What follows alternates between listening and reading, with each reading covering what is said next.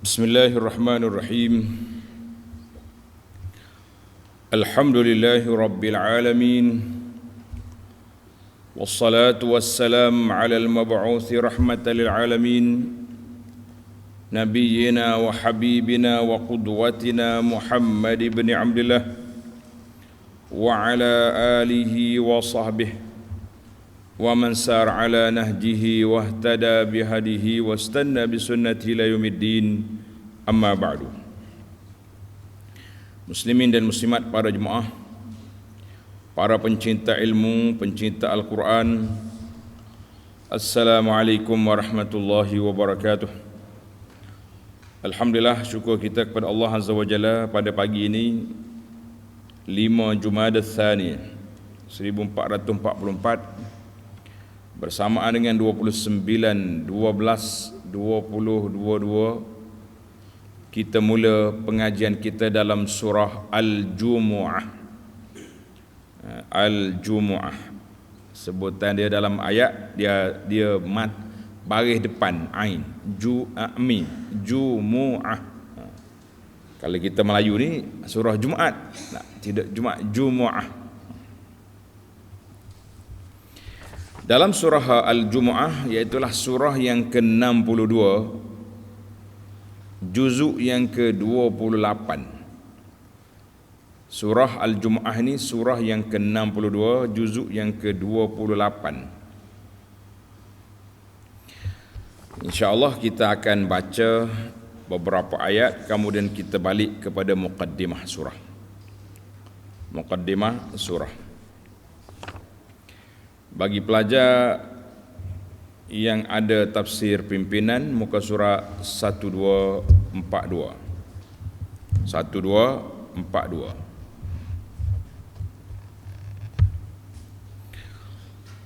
A'udzu billahi as-sami'il 'alim minasy syaithanir rajim. Bismillahirrahmanirrahim. Yusabbihu lillahi ma fis samawati wa ma fil ard. Al-Malikil Quddusil Azizil Hakim. Huwa alladhi ba'atha fil ummiyina rasulan minhum يتلو عليهم آياته ويزكيهم ويعلمهم الكتاب والحكمة وإن كانوا من قبل لفي ضلال مبين وآخرين منهم لما يلحقوا بهم وهو العزيز الحكيم. ذلك فضل الله يؤتيه من يشاء والله ذو الفضل العظيم.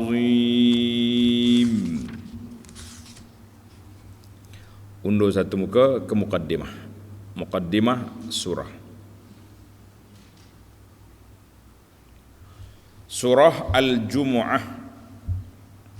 Surah ini diturunkan di Madinah. Itu dia panggil surah Madaniyatun.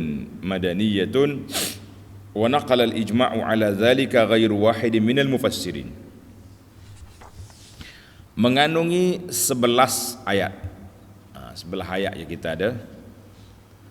Dinamakan surah Al-Jumu'ah, makna hari Jumaat, kerana pada ayat 9 Allah Subhanahu wa taala memerintahkan umat Islam bersegera ke tempat sembahyang Jumaat sebaik sahaja mendengar seruan azan, bang, serta meninggalkan kerjanya seperti berjual beli dan kerja-kerja yang lain.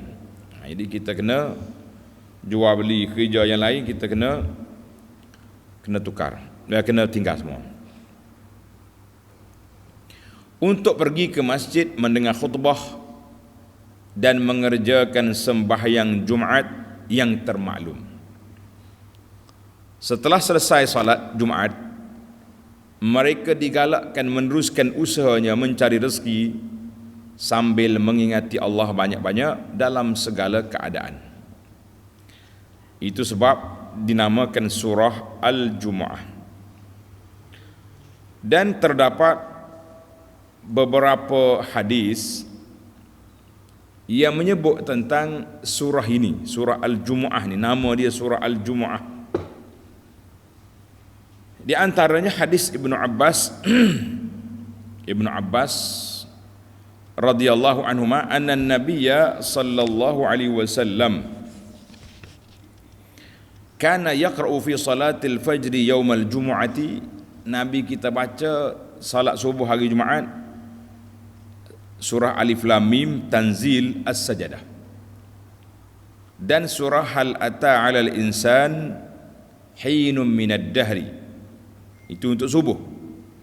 Wa anna an-nabiyya sallallahu alaihi wasallam kana yaqra'u fi salatil jumu'ati suratal jumu'ah wal munafiqin. Ini hadis ini akhrajahu Muslim. Mana Nabi kita baca waktu solat Jumaat dua surah lagi. Surah Jumaat, ini kita naknya nama dia tu, surah Jumaat dan surah Munafiqin. Jelaslah nama dari sudut nama. Intisari kandungannya, pada awal surah ini Allah Ta'ala menerangkan limpah kurnianya yang merupakan sebesar-besar nikmat dan sebesar-besar rahmat yang diberikan kepada bangsa Arab secara khusus dan bangsa-bangsa yang lain secara umum, sehingga mereka menjadi umat Islam dengan mengutuskan Rasulnya Nabi Muhammad sallallahu alaihi wasallam untuk memimpin mereka ke jalan keselamatan dan kebahagiaan di dunia dan di akhirat. Maka sudah sewajibnya mereka bersyukur akan nikmat dan rahmatnya itu. Mengenai penolakan kaum Yahudi terhadap Islam, Allah Ta'ala menegaskan dalam ayat Nabi Muhammad sallallahu yang diutuskan kepada umat manusia sebelumnya itu telah pun diterangkan sifat-sifatnya dalam kitab Taurah, tetapi orang-orang Yahudi tidak juga mempercayainya. Dia baca dah kitab dia, tapi dia tak percaya. Maka bandingan orang-orang Yahudi yang dipertanggungkan dan ditugaskan mengetahui dan melaksanakan hukum kitab Taurah, kemudian mereka tidak menyempurnakan tanggungan dan tugas itu, samalah seperti keldai yang memikul berkotak-kotak kitab-kitab besar sedang ia tidak mengetahui kandungannya. Jadi Allah bandingkan dengan dongki, himar, duk bawa barang tak tahu apa isi kandungan.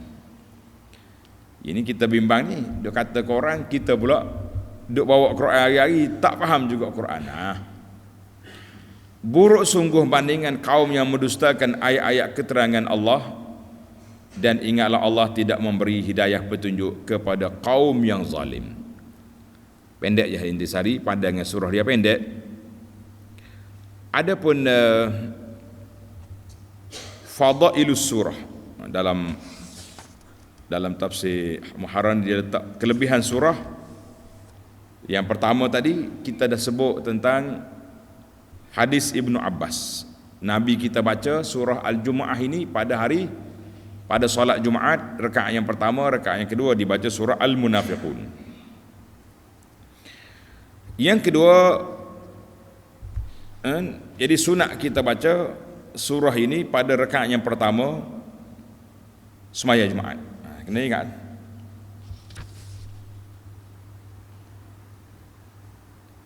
Dan ada lagi hadis An-Nu'man bin Bashir, hadis An-Nu'man bin Bashir radhiyallahu anhu,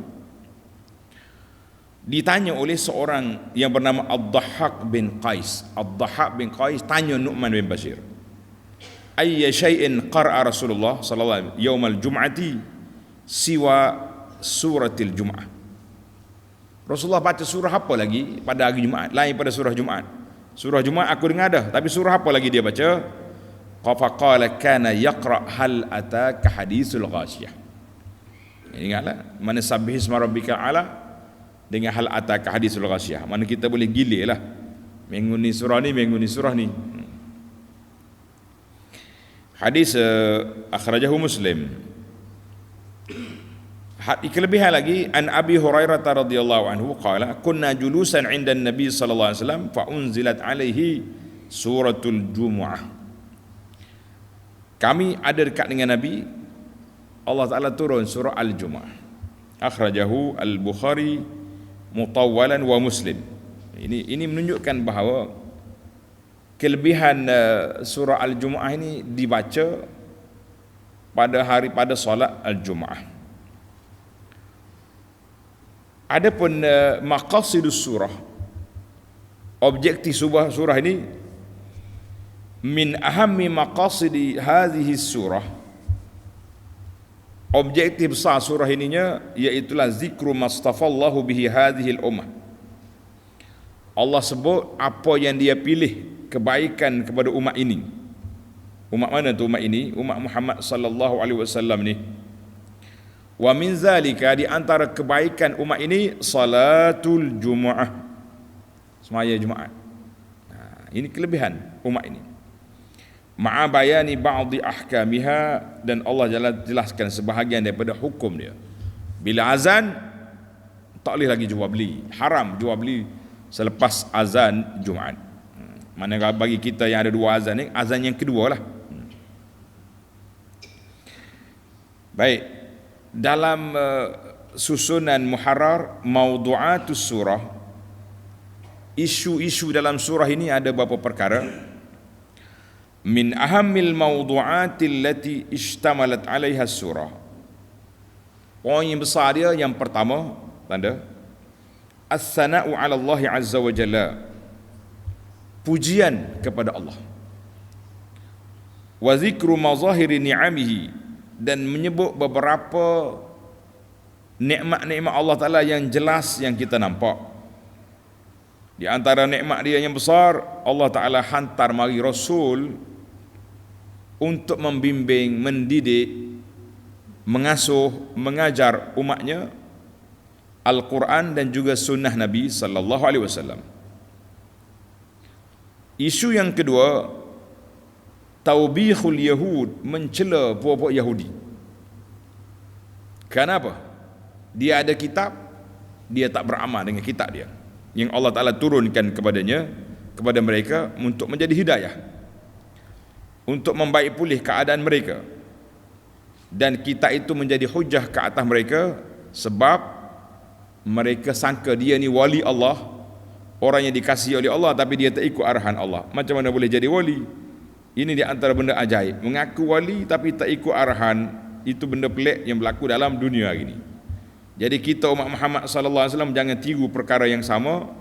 Apa dia? Mengaku kita ni pengikut Ansarullah, tapi kita tak ikut perintah Allah Taala. Ini di antara benda ajaib, benda pelik yang berlaku dalam dunia hari ini. Ramai orang mengaku kita ni pengikut Nabi sallallahu alaihi wasallam, ahli sunnah, tapi bila kita ajar sunnah Nabi tak mau ikut. Ini di antara benda ajaib. Yang ketiga, da'watul mu'minina ilal muhafazati ala salatil Jumu'ah, menyeru orang mukmin supaya menjaga solat Jumaat. Wat tahziru minat takhalluf, amaran jangan tinggalkan solat Jumaat. Ni ada setengah tempat ni, dia tahu awal-awal lagi, sini kalau nak kerja tak boleh solat Jumaat, sebab bos dia tidak Islam, bos dia kafir, dia tak mau solat Jumaat. Jadi kita kata kalau tahu awal-awal lagi tak boleh solat Jumaat, tu sudah kerja situ lah, pergi cari tempat kerja lain, banyak lagi tempat kerja lain. Dia kata gaji besar, gadai agama nak buat apa? Ini kacau dia punya. Setengah-setengah bos ni dia tak peduli dengan tidak peka dengan suasana kewajipan umat Islam itu sendiri.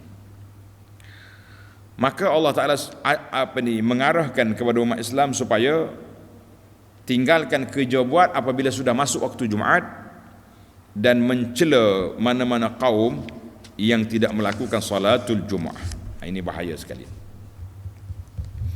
Baik para pelajar, para jemaah sekalian, itu di antara kelebihan kita dah sebut. Adapun munasabah susunan ayat sebelumnya dengan surah sebelum As-Saff dengan surah ini. Dalam surah As-Saff Allah Taala sebut keadaan umat Nabi Musa alaihissalam, hal Musa dengan kaumnya, bagaimana mereka menyakiti Nabi Musa. Maka dalam surah ini Allah Ta'ala sebut hal Nabi sallallahu alaihi wasallam dan kelebihan umatnya, kemuliaan mereka. Nak beza di antara umat Muhammad sallallahu alaihi dengan umat Musa yang kerah kepala tak dengar kata. Dua, dalam surah As-Saff Allah Ta'ala basyara Isa, Nabi Isa telah memberi gambaran akan kedatangan Nabi selepas daripada dia. Nama dia Ahmad sallallahu alaihi wasallam.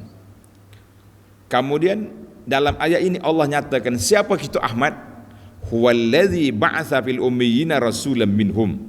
Allah kata aku dah bangkit rasul yang disebut oleh Isa kepada umat al-ummi yang tak membaca, yang tak menulis, sebagaimana yang telah disebut oleh Allah Azza wa Jalla dalam surah yang lepas. Inilah orangnya. Mana orang dia? Iaitulah orang dianya, orang yang ada depan kamu ini. Yang ketiga, Allah Ta'ala khatamkan surah yang lepas, surah As-Saff, dengan arahan supaya berjihad. Allah namakan jihad itu dengan nama tijarah, tijaratan. Maka dalam surah ini Allah Ta'ala akhiri dengan arahan supaya salat Jumaat, dan Allah ceritakan bahawa salat tijarah yang kamu buat itu tijarah dunia, tapi solat yang kita ada ni, yang kita berkumpul ni untuk akhirat. Tinggalkan dunia, mari menuju kepada akhirat. Yang keempat, dalam surah yang lepas Allah Ta'ala ajar kepada kita supaya buat peperangan yang begitu cantik. Jadi dalam ayat ini Allah Ta'ala ajar kepada kita supaya buat salat yang begitu cantik, supaya nampak kesatuan ummah dan nampak kekuatan umat Islam itu berada di mana apabila mereka melakukan salat dengan begitu teratur, salatul jamaah dan salatul jumaah yang ramai umat Islam yang menghadirinya. Kita kata alhamdulillah. Baiklah para jemaah sekalian, muslimin dan juga muslimat, itu mukaddimah ringkas yang dapat kita adakan.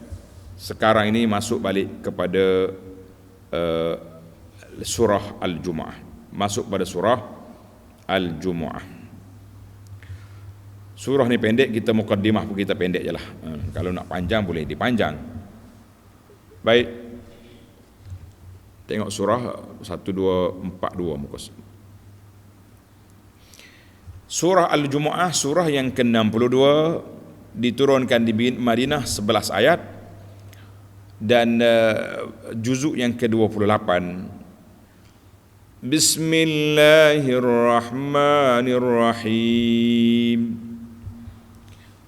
Dengan nama Allah yang Maha Pemurah lagi Maha Mengasihani.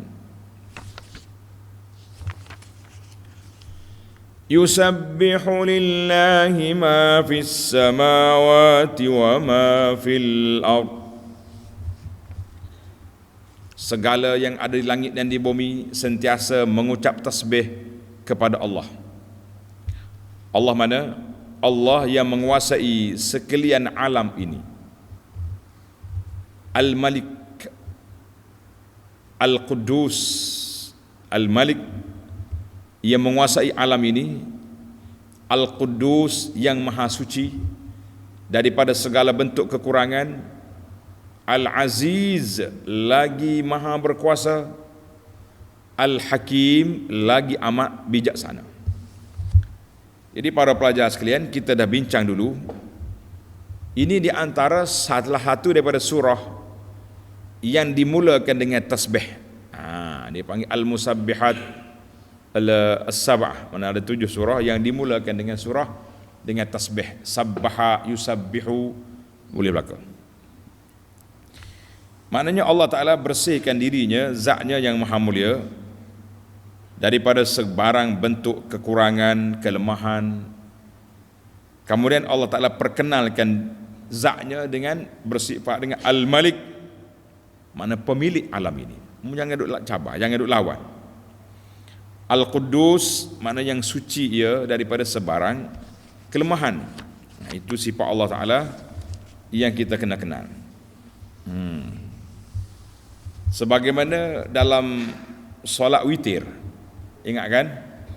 Di akhir solat witir, Nabi kita bagi salam solat witir, Nabi kita bertasbih. Subhanal Malikil Quddus, Subhanal Malikil Quddus, Subhanal Malikil Quddus. 3 kali. Buat ada tak? Dia kata itu Ramadan ya Ustaz? Tak. Setiap kali kita solat witir, Ramadan ke tak Ramadan ke, lani ke, malam tadi, malam besok, akhirnya sudah dengan tasbih 3 kali. Kali yang ketiga tu yutilu, panjang ke sikit, tarik. Subhanal Malikil Quddus. Hadis ini rawahu Abu Daud wan Nasa'i dan lain-lain, dan ada tambahan, sebahagian riwayat ditambah Rabbil Malaikati Warruh. Lepas pada 3 kali tu hanya sana. Jadi ini bacaan yang kita kena baca setiap malam. Jangan tunggu bulan Ramadan. Jangan tunggu bulan Ramadan, sebab dia di antara sunnah yang diajar oleh Nabi. Kemudian Allah Ta'ala perkenalkan dia bersifat dengan Al-Azizil Hakim. Gagah perkasa Allah Ta'ala. Tak ada siapa boleh lawan, tak ada siapa boleh cabar, tak ada siapa boleh sekat apa yang Allah Ta'ala nak. Tak ada. Al-Hakim, bijaksana. Maknanya semua yang Allah atur ini comel belaka. Kita tak nak pertikaikan apa yang Allah Ta'ala buat. Yang kata kenapa tu awak macam ni? Tak ada kenapa kita dengan Allah. Yang kita kena carinya, bagaimana kita nak memahami di sebalik hikmah yang Allah buat tu. Apa yang kita boleh faham, apa yang kita boleh hayati, apa yang kita boleh menjiwai, itu yang penting. Nak pertikai Tuhan? Tak. Siapa dia lawan hak Tuhan, maka dia tu kena mengisytiharkan dia cerdik daripada Allah. Ini sebab itulah undang-undang Allah Azza wa Jalla perlu dipahami sebagaimana yang diturunkan oleh Allah, bahawa kita tahu kita ni hamba Allah Ta'ala yang mesti mengikut segala perkara. Tak ada. Allah tanya dalam Quran, afa hasibtum annama khalaqnakum abasa, adakah aku ciptakan kamu sia-sia? Kita kata la. Semua yang Tuhan cipta itu ada hikmah di sebaliknya. Ada orang tanya, kenapa Tuhan ciptakan syaitan? Kenapa Allah ciptakan nyamuk? Kenapa ciptakan perah, pijak? Semua itu ada hikmah yang tersendiri yang kita kena kaji dan kita kena tahu. Baik. Oleh kerana ayat tasbih ni kita dah bincang banyak kali dah. Tasbih tu ada 2. Satu tasbih secara umum, dia panggil tasbih secara kauniyahnya, semua makhluk bertasbih. Ada pentasbih khusus, itu untuk mereka yang beriman. Dari kalangan manusia dan jin yang beriman, itu yang bertasbih. Hak lain tak tasbih. Kau duk memanggil muka lain dia tu. Baiklah. Kita masuk pada ayat yang kedua. Huwallazi ba'atsa fil ummiyina rasulan minhum. Dialah, yakni Allah, yang telah mengutuskan dalam kalangan orang-orang Arab yang ummiyin. Apa dia makna ummiyin? Tengok nota di bawah. Yakni orang-orang yang tidak tahu membaca dan menulis. Kerana kebanyakan orang-orang Arab dalam zaman Nabi berkeadaan demikian. Jadi ummiyin makna orang tak membaca, tak menulis. Zaman itu orang tak menulis. Tapi bukanlah tak cerdik, bukan orang bodoh belaka, tak juga. Dalilnya dia boleh berniaga, dia boleh bisnes, kaya dia. Jadi kalau kata bodoh tak boleh buat apa. Cuma budaya dia tak menulis. Satu.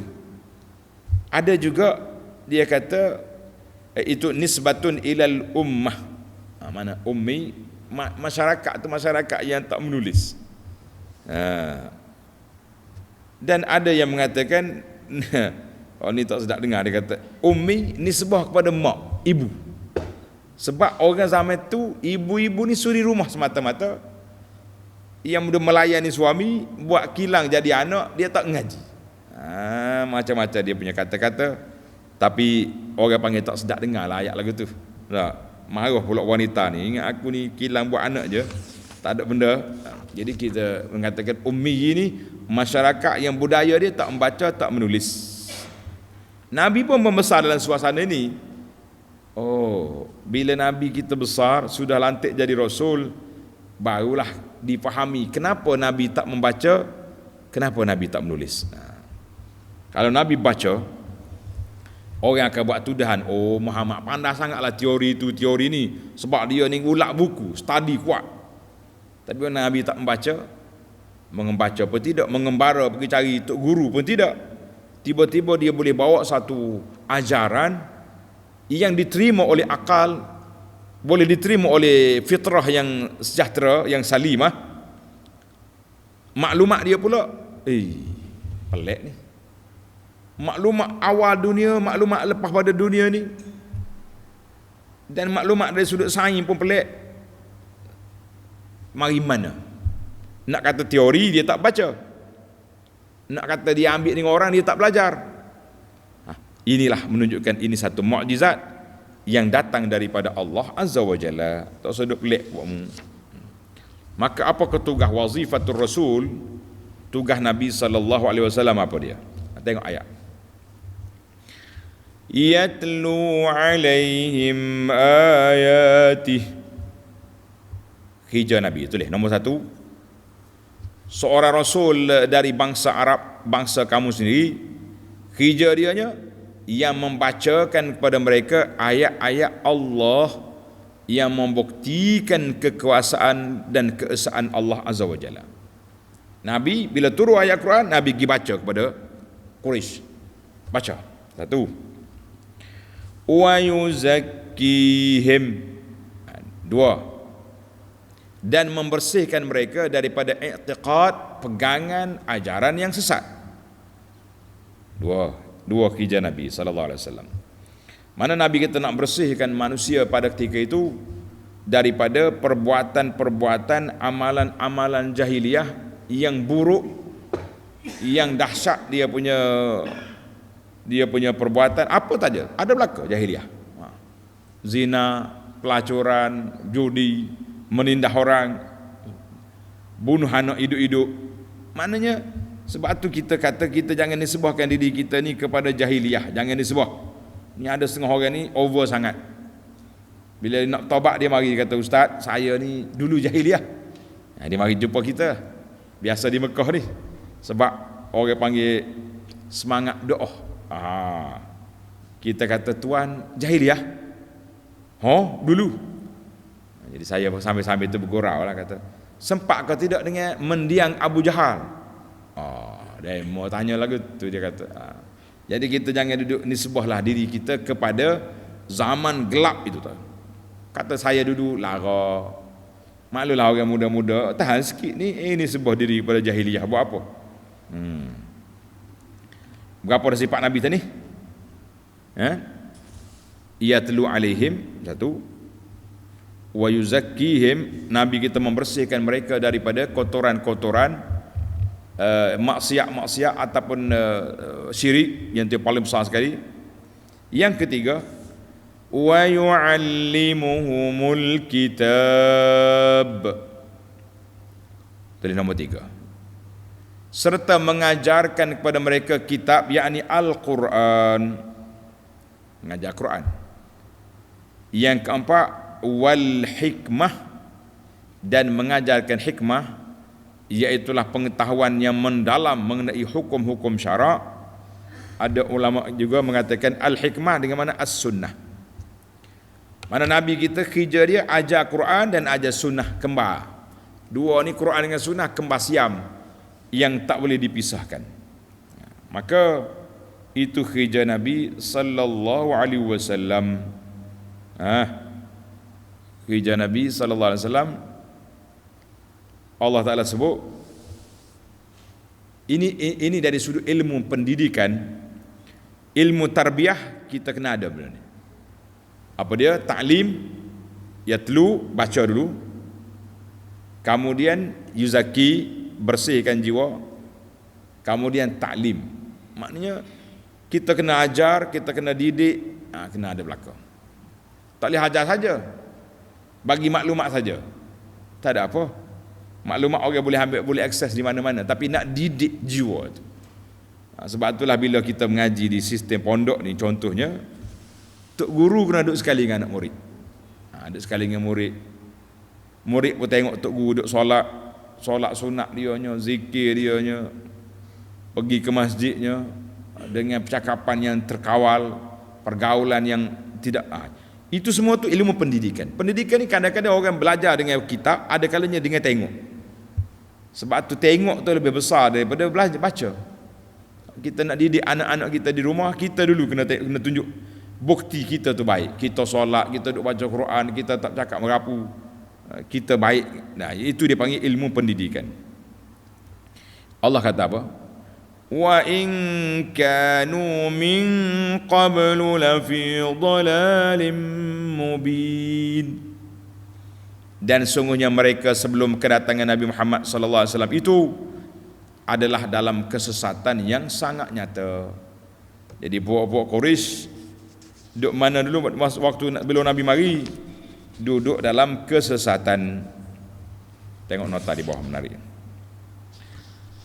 Dalam ayat ini dan ayat-ayat yang berikutnya, Allah Ta'ala menerangkan limpah kurnia-Nya yang merupakan sebesar-besar nikmat dan sebesar-besar rahmat yang diberikannya kepada bangsa Arab secara khusus dan bangsa-bangsa yang lain secara umum, sehingga mereka menjadi umat Islam dengan mengutuskan Rasulnya Nabi Muhammad sallallahu alaihi wasallam untuk memimpin mereka ke jalan keselamatan dan kebahagiaan di dunia dan akhirat. Maka sudah sewajibnya mereka bersyukur akan nikmat dan rahmatnya itu. Jadi asalnya puak-puak itu dalam sesat. Sesat mana? Sebelum hari wahyu, dia duk sembah berhala, sembah batu, sembah kayu, macam-macam sembah hantu, tak tahu nak pergi mana. Maknanya Allah ungkit, mu ni, puak-puak kamu ni sebelum hari Muhammad sallallahu alaihi wasallam adalah puak yang sesat, terumbang-ambing, tak tahu nak pergi mana, masing-masing sembah apa yang dia jumpa kayu comel, buat balik rumah jadi Tuhan. Mari musim kurma, buah kurma banyak, dia ambil kurma buat bentuk berhala gitu, jadi Tuhan. Mari musim, habis musim, buah tak ada, cabut telinga Tuhan makan. Nak kata apa? Main otak pening manusia. Baik, kita berpindah kepada ayat yang 3. Wa akharina minhum lamma yalhaqu bihim. Dan juga Allah mengutuskan Nabi Muhammad sallallahu alaihi wasallam kepada orang-orang yang lain dari mereka yang masih belum datang lagi dan tetap akan datang menghubungi mereka. Jadi ini kita kena faham, risalah Nabi kita sallallahu alaihi wasallam risalatun khalidatun. Jawatan Nabi ni tak mati dengan wafatnya Nabi. Dia pergi kepada hari kiamat. Maknanya Rasulullah ni menyampaikan Islam kepada orang zaman dia dan juga orang yang datang kemudian daripada dia. Termasuklah kita hari ni. Kita hari ni mari berapa ribu tahun dah lepas Nabi wafat? 1400 tahun Nabi wafat, barulah kita hidup. Ada perkurang sikit lah, tengok umur lah. Maknanya walaupun kita tak jumpa dengan Nabi sallallahu alaihi wasallam, kita tetap menjadi pengikut Rasulullah sallallahu alaihi wasallam, umat dia secara umum dan umat dia secara khusus. Siapa dia? Iaitulah orang yang beramal dengan sunnah Nabi sallallahu alaihi wasallam. Jadi dalam ayat ini dia kata dua, orang yang ada learning dan yang akan datang, semuanya akan ikut Nabi sallallahu alaihi wasallam menjadi orang Islam. Kata alhamdulillah, kita ni termasuk di kalangan orang itu. Allahu Akbar.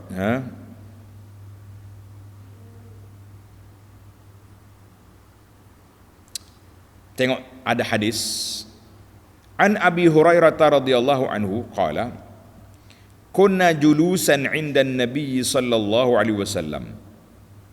Abu Hurairah kata kami duduk dekat Nabi id nazalat alaihi suratul Jumu'ah. Turun surah Jumaat ni. Falamma qara'a, bila Nabi kita baca ayat ni. Wa akharina minhum lamma yalhaqu bihim. Dan orang yang masih belum datang ini mereka akan ikut juga. Sahabat tanya, "Man haula'i ya Rasulullah?" Siapa orang itu? Orang yang mari kemudian man? Falam yuraji'hun Nabi sallallahu. Nabi tak jawab sehingga dia tanya 3 kali, siapa mereka Rasulullah? Kita berkatalah jazakallahu khairah. Allah Ta'ala lebih kebaikan pada sahabat yang bertanya ni. Kita pun nak tahu juga siapa dia akhari itu, orang mana? Qala wa fina Salmanul Farisi. Sebelah Nabi ada Salman, orang Parsi. Fa wada'an Nabiyyu sallallahu alaihi wasallam ayyadahu ala Salman. Nabi kita tak tangan dia ke atas Salman. Nabi kata lau kana al-imanu 'inda Suraya, kalau iman tu duk bergantung di bintang Suraya, lana lahu rijalun min haula, akan sampai ke sana laki-laki dari kalangan orang ini. Maknanya hadis ini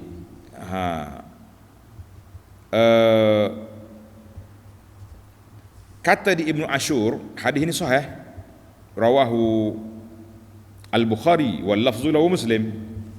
Kata di Ibnu Ashur rahimahullah ta'ala, i'lam, ketahuilah, maksud kata-kata Nabi sallallahu alaihi wasallam, kalau iman duduk bergantung di bintang Suraya, laki-laki di kalangan umat ini akan sampai. Ima'un ila misalin mimma yashmaluhu qawlu ta'ala.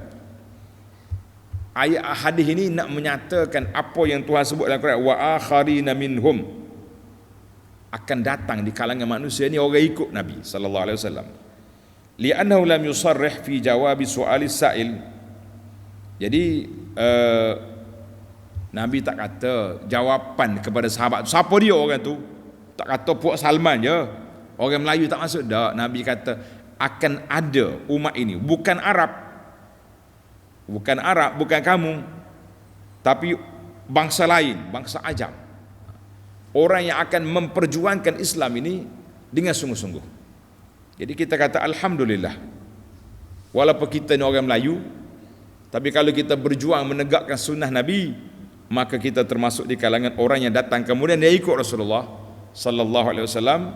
Kita berdoa kepada Allah azza wa jalla, Allahumma ja'alna minhum, ya Allah jadikan kami orang yang mempertahankan sunnah, beramal dengan sunnah, yang yalhaqu bihim, yang duduk walaupun kita mari kemudian, tapi kita duduk di landasan yang benar, ikut Nabi sallallahu alaihi wasallam. Tengok ayat akhir ayat, wa huwal azizul hakim. Allah Taala jua yang maha berkuasa lagi amat bijaksana. Tengok berapa kali tu di akhir ayat Tuhan kata wa huwal azizul hakim. Di awal ayat tadi pun Al-Azizul Hakim, ayat ni pula Al-Azizul Hakim, menunjukkan bahawa Allah itu gagah perkasa lagi bijaksana. Jadi jangan ragulah kamu. Baiklah, akhir ayat dalam siri ini, Zalika fadlullahi yu'tihi man yasha' wallahu dzul fadlil azim. Pengutusan Nabi Muhammad sallallahu alaihi wasallam kepada umat manusia seluruhnya itu yang menjadi rahmat adalah limpah kurnia Allah. Allah Taala kurniakan kepada umat ini nabinya sallallahu alaihi wasallam Muhammad. Diberikannya kepada siapa yang dikehendakinya. Makna Allah Ta'ala beri jawatan Nabi ni kepada siapa yang dia kehendaki, tak usah duduk berdengkilah kita. Dan Allah Ta'ala beri hidayah kepada Islam ini juga orang yang dikehendaki oleh Allah. Zalika wallahu dzul fadlil azim. dan Allah sememangnya mempunyai limpah kurnia yang sangat besar.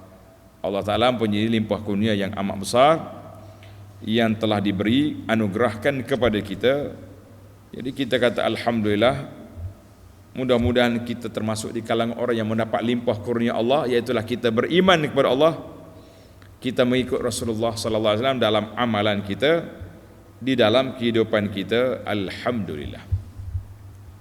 Baik para pelajar sekalian, tamatlah ayat kita 4 ayat dan juga mukaddimah ringkasnya. Sekarang kita berpindah kepada al-fawaid. Kita mencari faedah daripada ayat yang kita baca ini. Faedah yang pertama, ayat yang pertama, yusabbihu lillahi, bertasbih bagi Allah Ta'ala.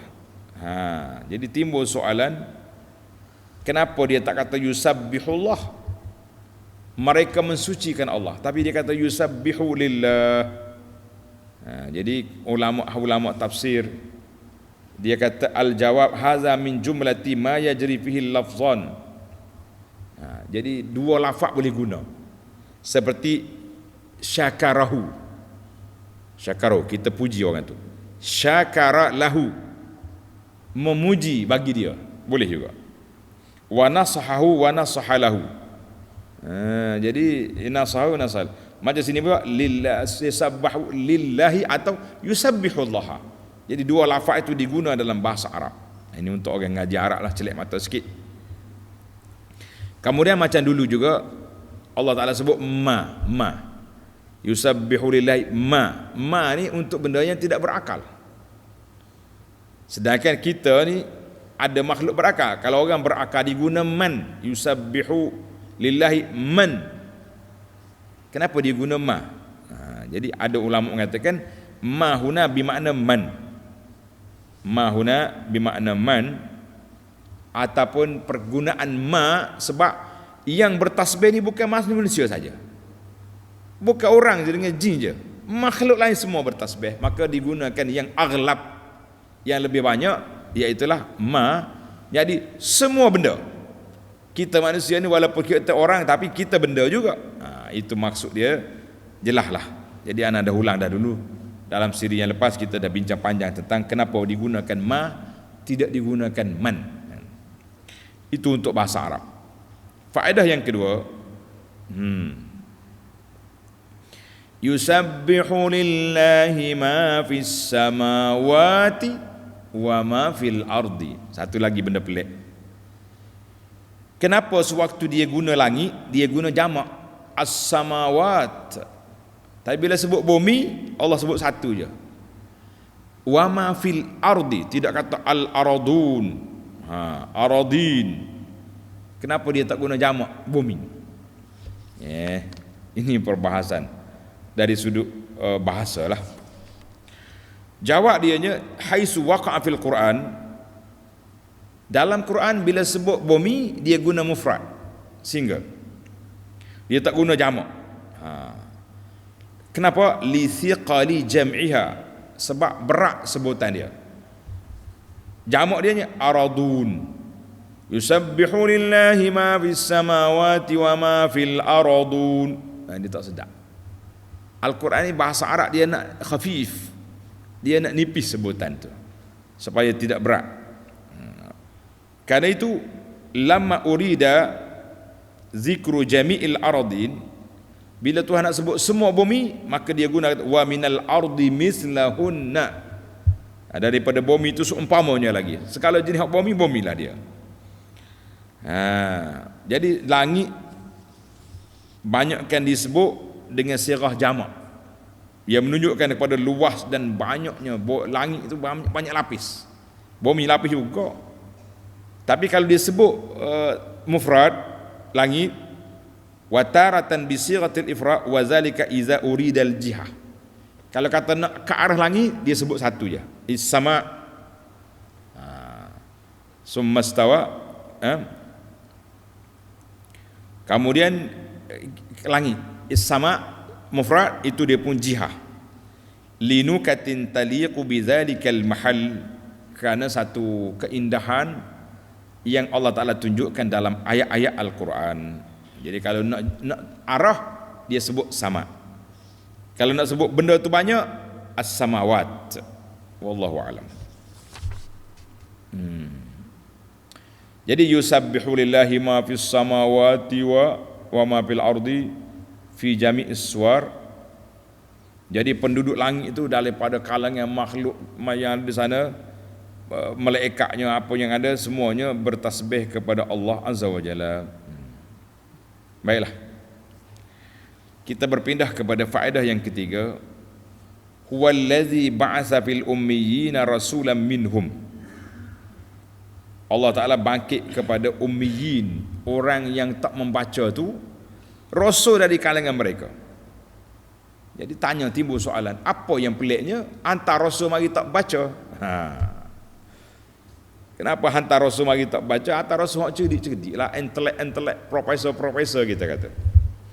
Jawab dianya, limuwafaqatihi ma taqaddamat, untuk nak menyamakan fakta. Nabi-nabi dulu sebut dah, nabi yang akan datang ni diutuskan kepada ummiyin, kepada orang tak baca.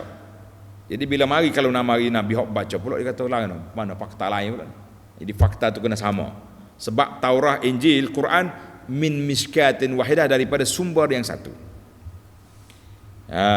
Jadi yang kedua, limusyakalati halihi li ahwalihim.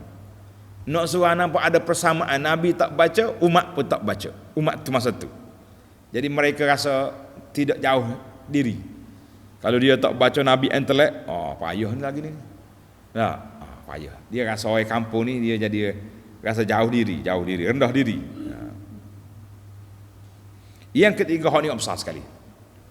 Nak menafikan tuduhan puak-puak kafir, konon-kononnya nabi kita ni pergi baca kitab Taurat, baca kitab Injil, belajar sana sini, buat mari teori. Dia tak baca. Jangan buat tuduhan nabi tidak membaca, dan nabi juga tidak menulis. Atau saya tuduh lah. Jadi itu dia panggil puak-puak al-ummiyun, puak-puak ummi, kumpulan yang tidak membaca, tidak boleh. Bukan mana bodoh. Sebab itulah ana tak akan terjemah nabi al-ummi, nabi yang buta huruf, tak. Sebab masyarakat kita ni, masyarakat Melayu ni, kalau kata buta huruf, dia jadi bodoh. Dia ni buta huruf ni, nampak macam bodoh, tak kerti.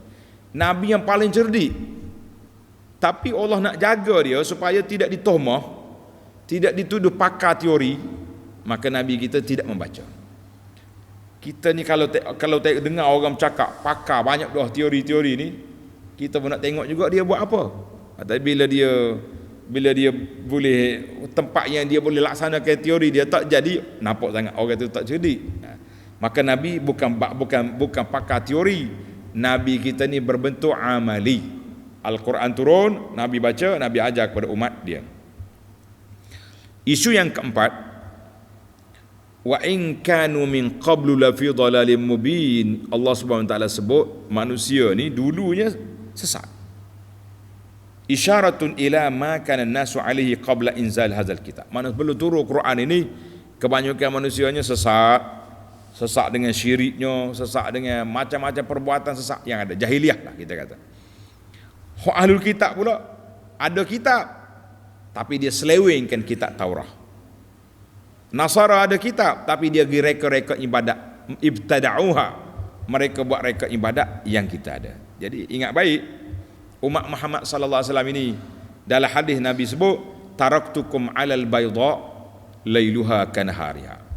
Aku tinggal kamu di atas landasan yang putih bersih. Quran dengan sunnah ni putih bersih. Malam seperti siang, siapa dia lari daripada landasan ini, mereka sesat. Mari zaman kita hari ni jurubu habis dah. Yang putih-putih yang Nabi tinggal sudah jurubu. Sebab apa? Dimasukkan ke dalam agama ini ajaran-ajaran yang asing daripada Islam. Bila masuk bercampur, mari puak-puak masuk Islam kemudian ni, puak-puak Parsi, puak-puak ni, dia masuk balik ajaran dia modify jadi agama. Sebab itulah kita jumpa ajaran pelik-pelik sekarang ni, ajaran batiniyah lah, ajaran itu, ajaran ni. Bila kita kaji, mari mana miskat, sumber dia mari mana? Mari daripada ajaran puak-puak Parsi, puak-puak yang sesat zaman dulu, dia masuk dalam Islam, dimodified, maka masuklah nak berzikir, kena menari, kena melompat, nak macam-macam cerita yang dibawa masuk oleh puak-puak yang masuk Islam kemudian. Baiklah. Yang terakhir Allah Taala sebut wa akharina minhum lamma yalhaqu bihim, dan kata di para ulama ayat ini mukjizatun min mukjizatin nabi. Mukjizat Nabi sallallahu alaihi wasallam. Nabi sebut benda yang akan berlaku. Iaitulah akan masuk Islam bukan Arab. Nabi sebut ni geng-geng Salman ni, mana orang Parsi, orang Ajam, orang bukan Arab masuk Islam. Alhamdulillah telah masuk Islam yang begitu ramai orang bukan Arab, tapi malangnya sebahagian di kalangan mereka masuk Islam, dia bawa budaya sesak dia tu masuk dalam Islam. Ditempel kepada Islam jadi agama. Hari ni pun kita jadi pelik. Bila kita larang benda-benda batiniah ini, kita pula ditomoh sebagai tidak ahlus sunnah, kita pula ditomoh dengan tuduhan-tuduhan yang melampau. Konon-kononnya inilah pemecah belah masyarakat, sedangkan kita nak kembali, nak murnikan Islam itu mengikut apa yang ditinggalkan oleh Nabi sallallahu alaihi wasallam. Baiklah, sebagai penutup Allah kata apa, zalika fadlullah yu'tihi man yasha. Semua anugerah yang aku beri itu limpah kurnia Allah Taala beri kepada umat Muhammad sallallahu alaihi wasallam. Allahumma ja'alna minhum, ya Allah jadikan kami ini di kalangan umat Muhammad sallallahu alaihi wasallam yang berpegang dengan Quran, yang beramal dengan sunnah, yang menjauhkan diri daripada segala reka-rekaan yang asing daripada Islam. Amin ya rabbal alamin. InsyaAllah kita akan sambung dalam siri yang akan datang, bermula ayat 5 sehingga ayat 8 insyaAllah. Subhanakallahumma wa bihamdika asyhadu an la ilaha illa anta astaghfiruka wa atubu ilaik. Wa sallallahu ala nabiyyina Muhammadin wa ala alihi wa sahbihi ajma'in walhamdulillahi rabbil alamin. Wassalamu alaikum warahmatullahi wabarakatuh.